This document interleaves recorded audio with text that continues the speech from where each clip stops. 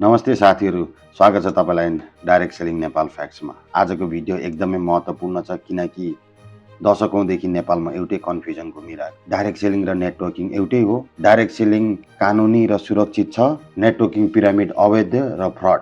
आज हामी यो दुईटाको सबै मिसकन्सेप्सन, झुटो अफवाह र पुरानो गलत बुझाइहरू एकैपटक सधैँका लागि सफा गर्ने कोसिस गर्नेछौँ। चाहे तपाईँ डाइरेक्ट सेलिङ गर्दै हुनुहुन्छ, तपाईँ जर्नलिस्ट, स्टुडेन्ट, पुलिस वा आम नागरिक, यो क्ल्यारिटी सबैलाई आवश्यक छ। पहिलो कुरा, किन कन्फ्युजन हुन्छ? नेपालमा नेटवर्किङ भन्ने शब्द दुवै किसिमको मानिसले प्रयोग गर्छन्। एक समूह जेन्युन प्रडक्ट बेच्ने डाइरेक्ट सेलिङ या डाइरेक्ट सेलरहरू, दोस्रो समूह रिक्रुट मात्रै गरेर पैसा उठाउने पिरामिड चलाउनेहरू। यिनै दुई समूहले एउटै शब्द नेटवर्किङ युज गर्दा कन्फ्युजन हुन्छ। यही कारण जनता, पुलिस, मिडियाले पनि यही दुईटालाई मिक्सिङ गरिदिन्छन्। तर रियालिटी क्रिस्टल क्लियर के हो भन्दाखेरि डाइरेक्ट सेलिङ भनेको प्रडक्ट बेस लिगल बिजनेस हो भने नेटवर्किङ पिरामिड भनेको रिक्रुट बेस इलिगल स्किम जहाँ चाहिँ मान्छे भित्राउने मात्रै काम गर्छ। आज हामी यो दुईटालाई अलग अलग बाँडेर यसलाई खण्डन गर्नेछौँ। नेपाल सरकारले डाइरेक्ट सेलिङलाई कानुनी किन बनायो? 5वटा ठुलो कारण छन्, एक एक गरी बुझौँ है त। पहिला रियल प्रडक्ट र रियल इन्भोइस।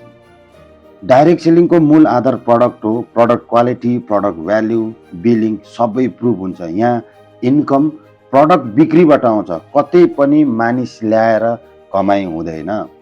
दोस्रो, रोजगार र आयको अवसर।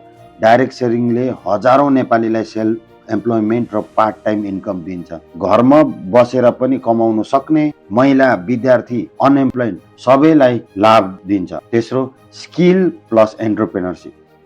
डाइरेक्ट सेलिङले communication, leadership, team management, sales skill सबै डेभलप गराउँछ। नेपालले खोजेको माइक्रो एन्टरप्रेनर यहीँबाट तयार हुन्छ। चौथो, सरकारलाई tax plus transparency. Direct selling कम्पनीजले भ्याट तिर्छन्, अडिटिङ गर्छन्, प्यान बिल दिन्छन् र रेभेन्यू रिपोर्ट गर्छन्। देशको अर्थतन्त्रमा सकारात्मक योगदान गर्छन्। पाँचौं, डाइरेक्ट सेलिङ गाइडलाइन। यस गाइडलाइनले commission system, joining rule, consumer protection सबै कडा रेगुलेसन बनाएको छ। यसैले डाइरेक्ट सेलिङ भनेको लिगल, रेगुलेटेड, सुरक्षित व्यापार हो। अब वास्तविक खतराको कुरा गरौँ। नेटवर्किङ पिरामिड किन अवैध? नम्बर 1, प्रडक्ट भ्याल्यु छैन। प्रडक्ट देखाउने तर पैसा चाहिँ रिक्रुटमेन्टबाट मात्रै कमाउने। प्रडक्ट सिर्फ कभर मात्रै हो। दोस्रो, रिक्रुटमेन्ट बेस मनी गेम। यहाँ हरेक मान्छेले नयाँ मान्छे ल्याए पैसा खाने सिस्टम हुन्छ। यो भन्दा ठुलो फ्रड के हुन्छ? तेस्रो, 99.9 मान्छेहरू हार्छन्। टपमा बस्ने 2-4 जनालाई मात्रै फाइदा हुन्छ, बाँकी सबैलाई घाटा, तनाव, लोन र विवादमा पर्छ।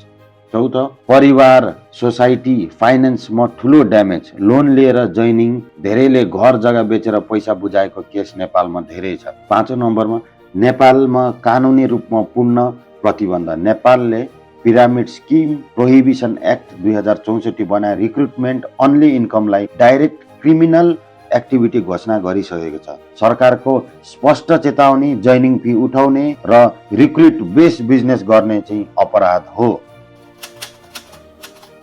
नेपाल सरकारले यस्तो कुरा एक लाइनमा भन्छ, प्रडक्ट बेचेर कमाउने डाइरेक्ट सेलिङ चाहिँ कानुनी हो, तर मानिस भित्राएर कमाउने चाहिँ पिरामिड अवैध हो। बस यति बुझ्यो भने पुरै कन्सेप्ट क्लियर हुन्छ।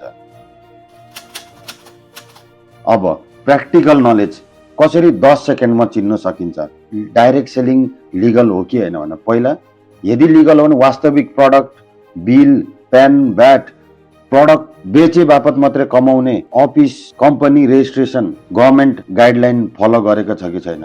Networking pyramid illegal, joining fee, उसको income by recruitment only, dummy product या ओभर प्राइस प्रडक्ट, बिल हुँदैन, पैसा कलेक्ट, कानुनी गाइडलाइन्स फलो गर्दैन। अब कसैले कन्फ्युज गराउनु सक्दैन। नेपाल सरकारले दुवैलाई एउटै आँखाले किन हेर्दैन? किनकि डाइरेक्ट सेलिङ देशलाई फाइदा पुर्याउँछ, रोजगार दिन्छ, entrepreneurship, tax revenue, woman empowerment, transparent commerce, international accepted business model. Networking pyramid देशलाई नोक्सान पुर्याउँछ, ठगी, जनता पीडित, लोन भार हुन्छ, आर्थिक दुर्घटना, ट्रस्ट कोल्याप्स, जिरो ट्रान्सपेरेन्सी। त्यसैले एकलाई प्रोटेक्सन अर्कोलाई पूर्ण ब्यान गरेको।